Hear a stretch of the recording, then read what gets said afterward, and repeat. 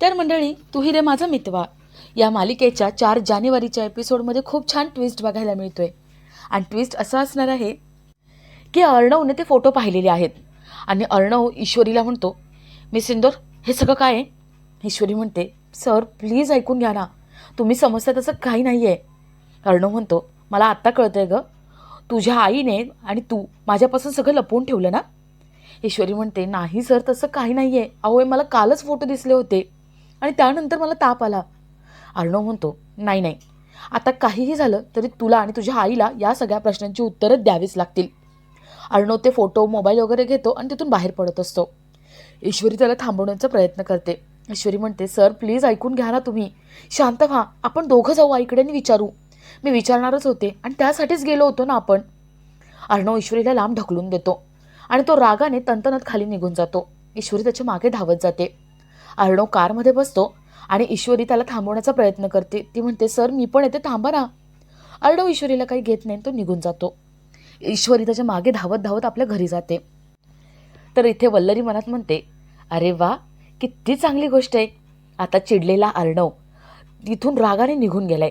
त्याच्या मागे रडत रडत ईश्वरी गेलीये. आता ही मुलगी एक घराबाहेर पडली आहे, पण आता ही मुलगी घरात कधीच पाऊल ठेवू शकणार नाही. म्हणजे सगळं माझ्या मनासारखं, आता घर उद्ध्वस्त होणार. वल्लरी खूप खुश असते आणि इथे अर्णव फोटो घेऊन ईश्वरीच्या आईला जाब विचारत असतो. आता ईश्वरीची आई बाबा हे दोघं मिळून अर्णवला सत्य सगळं कसं सांगतील आणि वल्लरीचा खोटारडेपणा कसा समोर आणतील हे बघण्यासारखं असेल. तर या सगळ्याची सुरुवात कशी होते ते थोडक्यात पाहू. तर मालिकेत आपल्याला असं बघायला मिळतंय की ईश्वरी खूप टेन्शनमध्ये असते. गुरुजी म्हणतात, तुझ्या मनातली जी काही चिंता आहे ना ती देवासमोर सांग आणि देवळात एक घंटा बांध, त्याच्याने सगळ्या चिंता निघून जातील. ईश्वरी आजी देवळात घंटा बांधतात. ईश्वरी देवाकडे प्रार्थना करते. ईश्वरी म्हणते, देवा, मी आईला फोटो मागचं सत्य विचारत नाही, तोपर्यंत काहीही गडबड होऊ देऊ नको. एकदा का सगळं सत्य कळलं की मी अर्णव सरांना सगळं सांगेन आणि त्यांचा विश्वास जिंकेन. ईश्वरीला खूप टेन्शन आलेलं असतं. आजी तिच्याकडे बघत असतात. आजींना समजत असतं की ईश्वरी खूप टेन्शनमध्ये आहे. तर इथे अर्णव ईश्वरीच्या आईकडे येतो. तो ईश्वरीच्या आईला विचारतो, मी सिंदूरला फ्युचर हजबंड कसा हवा होता? ईश्वरीची आई विचारते, आत्ता तुम्ही हे सगळं का विचारताय? तुमचं तर लग्न झालंय ना? अर्णव म्हणतो, काकू, अहो कुठल्या सिच्युएशनमध्ये लग्न झालंय तुम्हाला सुद्धा माहिती आहे. मी तर त्यांना विचारलं पण नाही कधी की तुम्हाला नवरा कसा हवाय. म्हणून असं वाटलं की तुम्हालाच विचारावं. तुमच्याशी बोलणं झालं असेल ना कधीतरी या विषयावरती.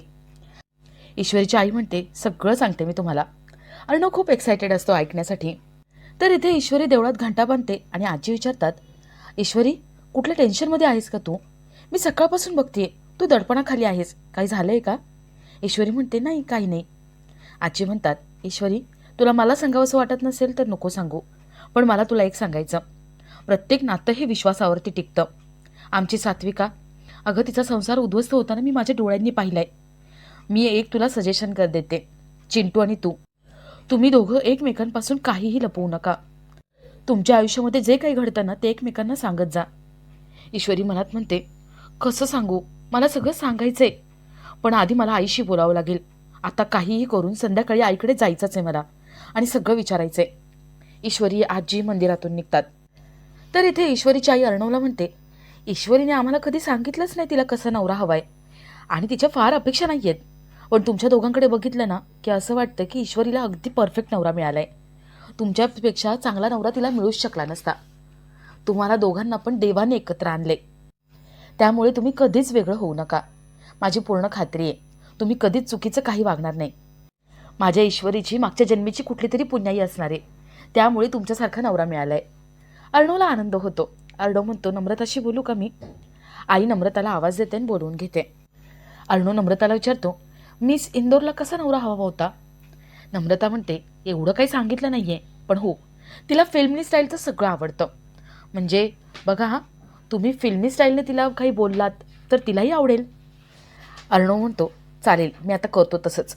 तेवढ्यात तिथे ईश्वरीची आई येते.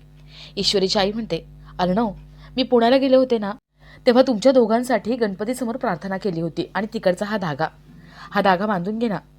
अर्णव, ईश्वरी, अर्णव यांच्या संसारासाठी तो धागा बांधून घेतो आणि तिथून निघतो. त्याची महत्त्वाची मीटिंग असते. अर्णवने ठरवलेलं असतं की आज संध्याकाळी ईश्वरीला फिल्मी स्टाईलने प्रपोज करायचं. अर्णव ईश्वरीसाठी एक छोटंसं गिफ्ट घेऊन येतो. अर्णव कारमध्ये बसतं आणि ते गिफ्ट बघत असतो. त्याला स्वप्न पडतं की अर्णव ईश्वरी घरात आहेत आणि दोघं डान्स करतायत. अर्णवला खूप छान वाटतं. अर्णव मनात म्हणतो, मी सिंदूर, हे काय होतंय मला? फिल्मी स्टाईलचं सगळं मला आवडायला लागले. हळूहळू मी तुझ्यासारखा व्हायला लागलोय. अर्णव लगेच इथून निघतो. अर्णव आपल्या रूममध्ये येतो आणि ते गिफ्ट ठेवतो. अर्णव मनात म्हणतो, आता मी सिंदूर आली की तिला हे गिफ्ट देणार आणि तिला प्रपोज करणार, मनातलं सगळं सांगणार. अर्णवला ऑफिसमधून फोन येतो. अर्णव फोन घेऊन खाली जातो. वल्लरी त्याच्याकडे येते. वल्लरी म्हणते, अर्णव, मला महत्त्वाचं बोलायचं होतं. अर्णव म्हणतो, सॉरी मामी, महत्त्वाचं काम आहे, मला जावं लागेल. अर्णव स्टडी रूममध्ये जातो. इथे वल्लरी मनात म्हणते, हा वरून शांतपणे खाली आलाय, म्हणजे ह्याने फोटो अजून बघितलेच नाहीये. आता काहीही करून ईश्वरी येण्याच्या आत मला अर्णवला फोटो दाखवावेच लागतील, तर काहीतरी होईल. वल्लरी थोडा विचार करते आणि अर्णवकडे जाते. वल्लरी अर्णवला म्हणते, अर्णव, सॉरी, त्या दिवशी मी ईश्वरीवरती पादुका चोरण्याचा आरोप टाकला. अर्णव म्हणतो, मामी, इट्स ओके, ते काही एवढं इम्पॉर्टंट नाही आहे. वल्लरी म्हणते, पण अर्णव, एक गोष्ट तुला दाखवायची होती. ती गोष्ट तू बघितलीस ना तर खूप खुश होशील आणि मला सुद्धा माफ करशील. सगळं जग एकीकडे आणि ती गोष्ट एकीकडे. अर्णव विचारतो, नेमकी काय ती गोष्ट? वल्लरी म्हणते, सात्विका ताईचं पत्र. अरे, पत्र सापडलंय तुझ्या आईचं. अर्णव खूप खुश होतो. अर्णव म्हणतो, काय? माझ्या आईचं पत्र? कुठे? काय लिहिले त्याच्यामध्ये? वल्लरी म्हणते, अरे, मी काल कपाट आवरत होते ना, त्याच्यामध्ये सापडलं. मी तुझ्या रूममध्ये टेबलवर ठेवलं होतं ना, तू नाही बघितलं? अर्णव म्हणतो, नाही, टेबलवरती काहीच नव्हतं. वल्लरी म्हणते, ईश्वरीने कपाटात ठेवलं असेल. तू जा ना, वाच ना. अरे, ते वाचलंस ना की तुला खूप आनंद होईल, जा. अर्णव थँक्यू म्हणतो आणि धावत वरती निघून जातो. वल्लरी मनात म्हणते, चला, इतक्या वर्षांपासून ज्या क्षणाची मी वाट बघत होते तो क्षण आलाच. आता अर्णव ते फोटो बघेल आणि अर्णवचा सगळा राग बाहेर येईल. त्या रागाचा स्फोट होईल आणि मग त्या स्फोटामध्ये हे घर उद्ध्वस्त होऊन जाईल. वल्लरी खूप खुश होते आणि सगळा तमाशा बघण्यासाठी हॉलमध्ये जाते. तर इथे अर्णव रूममध्ये येतो आणि तो ड्रॉवर उघडून पत्र तिथे ठेवलंय का बघतो. त्याला फोटो दिसतात. अर्णव ते फोटो बघतो. अर्णव म्हणतो, म्हणजे ईश्वरीची आई आणि माझे बाबा? अर्णवला आपला सगळा भूतकाळ आठवतो. आई वडिलांचं भांडण, आईने आत्महत्या केली ते सगळं आठवतं. अर्णव खूप भडकतो. तर इथे वल्लरी आजी ईश्वरी यांची वाट बघत असते. ते दोघी तिथे येतात. वल्लरी म्हणते, ईश्वरी, अगं अर्णव कधीपासून वाट बघतोय, तुला माहेरी जायचंय ना, जा. ईश्वरी धावत वर जाते. ईश्वरी रूममध्ये जाते आणि इथे अर्णवच्या हातातून तो मोबाईल पडतो. त्यातलं ते रेकॉर्डिंग चालू होतं. अर्णव ते सगळं ऐकतो आणि खूप भडकतो. ईश्वरी हे सगळं लांबून बघते. ईश्वरीचा थरकाप उडतो. अर्णव ते सगळं व्यवस्थित ऐकून घेतो.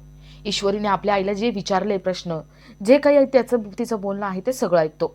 अर्णव तो मोबाईल आणि फोटो घेऊन ईश्वरीकडे बघायला लागतो. अर्णव खूप चिडलेला असतो आणि अर्णवचा राग बघून ईश्वरीचा थरकाप उडतो आणि आपला आजचा हा भाग इथेच संपतो.